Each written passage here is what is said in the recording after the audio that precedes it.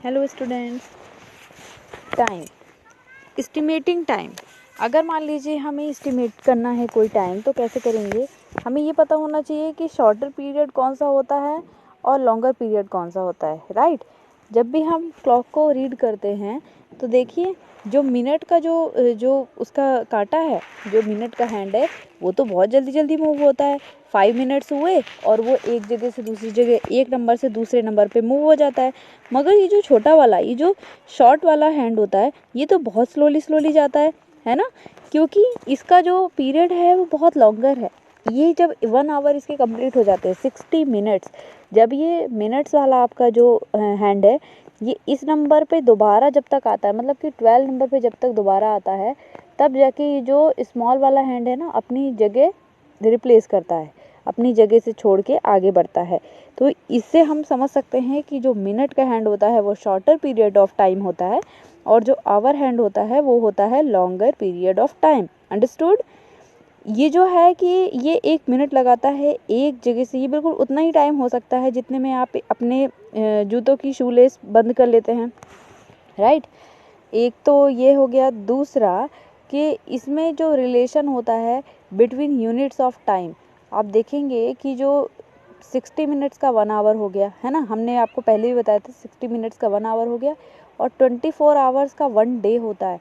लेकिन आप कहोगे कि हमारे घर में तो जो घड़ी लगी है एनालॉग क्लॉक, उसमें तो सिर्फ 12 आवर्स है। तो वो भी मैंने आपको बताया है कि वैसे एक दिन में 24 आवर्स होते हैं, लेकिन जो हमारी एनालॉग क्लॉक होती है उसमें सिर्फ हम 12 आवर्स ही रीड करते हैं, है ना।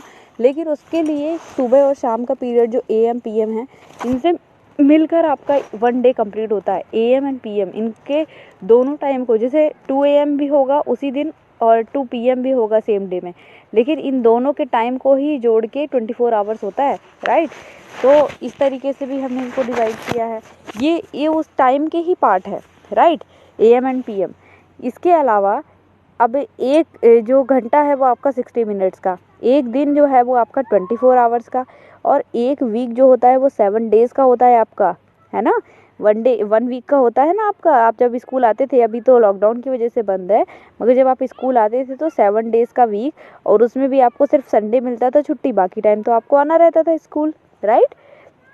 अब 1 वीक की तो बात हो गई। अब 1 मंथ, इसमें कितने डेज होते हैं? इसमें या तो 28 29 तो फरवरी में होते हैं, है ना, 28 29 फरवरी में। इसके अलावा नॉर्मली 30 to 31 डेज होते हैं हर मंथ में, 30 या 31 डेज होते हैं, है ना, सिर्फ फरवरी को हम छोड़ दे तो। इसके अलावा तो ये इतने दिन से मिलके हमारा 1 मंथ तैयार होता है। और 4 वीक्स का जो है, 4 वीक्स या 5 वीक्स का हमारा 1 मंथ होता है। मतलब 1 वीक 7 डेज का एंड 4 या 5 वीक्स का हमारा 1 मंथ तैयार होता है। आप कभी भी देखेंगे हर दिन, हर मंथ में, हर मतलब जो दिनों का जो नंबर होता है वो डिफरेंट रहता है। किसी में 30, किसी में 31 दिखेगा आपको। लेकिन जो वीक है, कभी कभी हाफ, फर्स्ट वाला वीक जो है हाफ दिखता है, लास्ट वाला भी हाफ दिखता है। आप ऐसे कंफ्यूज हो जाएंगे, लेकिन जब आप डेज को काउंट करेंगे तो वो आपको समझ में आएगा, है ना। डेज में 30 या 31 डेज होंगे नॉर्मली, और फरवरी का तो आपको पता है 28 या 29 डेज होते हैं नॉर्मली। इसके अलावा देखिए, जब भी हम डेट लिखें तो क्या ध्यान रखें कि हमको सबसे पहले लिखना है डेट, इसके बाद लिखना है मंथ, और लास्ट में हम लिखते हैं ईयर। जब भी आप डेट लिखेंगे तो इस चीज़ का आपको ध्यान रखना है। If the date is 10 May 2019, it is written as 10/5/2019, है ना। या तो फिर हम इसको ऐसे भी लिख सकते हैं 10/5/19 शॉर्टकट में। लेकिन क्या 2020 में ये कन्फ्यूज़न हो गया था, क्योंकि 2020 हो गया था। अब कई लोग इसका भी मिसयूज़ कर सकते थे, तो हम इसको कंप्लीट लिखते थे, 2020 ही पूरा लिखते थे, आधा अधूरा नहीं लिखते थे। चलिए, इसके अलावा एक बार हम जो हमारा कैलेंडर है उसके मंथ के नेम देख लेते हैं। जनवरी, फरवरी, मार्च, अप्रैल, मई, जून, जुलाई, अगस्त, सितंबर, अक्टूबर, नवंबर, दिसंबर। ओके। अब इसके हिसाब से आप डेट रिटर्न करते हैं ना। तो अभी मैंने आपको फॉर्मेट बता दिया है कि आपको किस तरीके से लिखना है।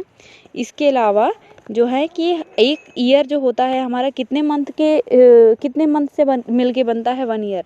ये होता है 12 मंथ का 1 ईयर होता है। मतलब एक साल में 12 मंथ होते हैं। और इसके अलावा डेज कितने होते हैं? अब काउंट करने बैठोगे तो बहुत लंबा रहेगा, लेकिन मैं आपको बता देती हूँ 365 डेज़ होते हैं।